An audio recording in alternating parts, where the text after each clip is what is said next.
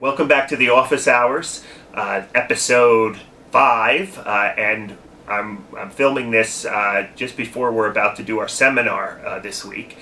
This week I had you read, in addition to the chapter in Oakes, I had you read a scholarly article, a secondary article by a historian named James Merrill. And the title, of course, was The Indian's New World, subtitled The Catawba Experience, the Catawba Indian Experience. If you remember what I said in lecture, we spent lecture last week talking about European motivations, economic motivations, mercantilism, why Jamestown was established.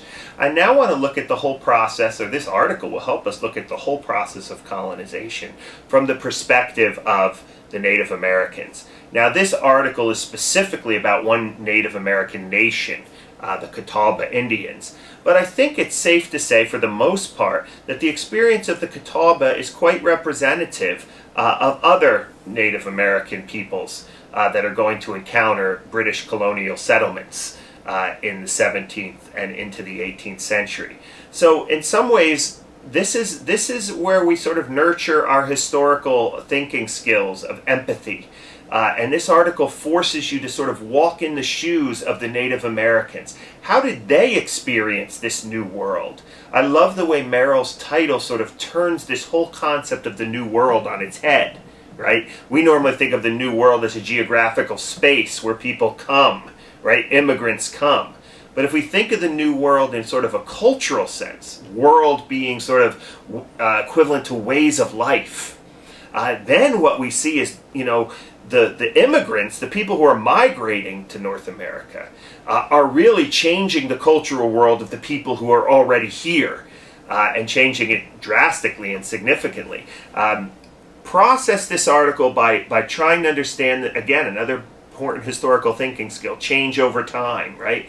It begins with the impact of disease on the Native Americans, develops into the role of goods and trade, and how the European goods affect the Catawba experience, and then finally the quest for land, the European quest for land, and how that affects the Catawba.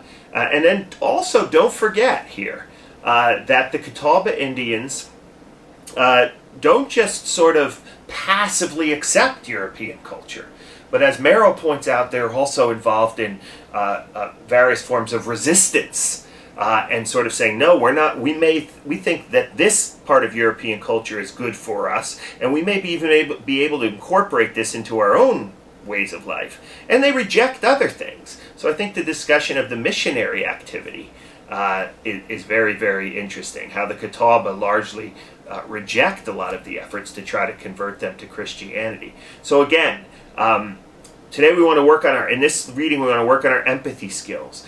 Try to perceive, right? Put yourself in the shoes of the Catawba. Try to perceive how they would have experienced European colonization. And I think it gives you a good glimpse of sort of both sides of the equation. We're so used to talking about the European side. Now let's look at it from the perspective of the Indians. So that's our seminar. Some good news came in for some of you. Some of you have no idea about this. I just got this in the mail today. This is a full box of my forthcoming book. Well, it's not forthcoming anymore. It's here, right? Why Study History? If you're a history major and you're in the Intro to History class, we're going to be reading this book this semester.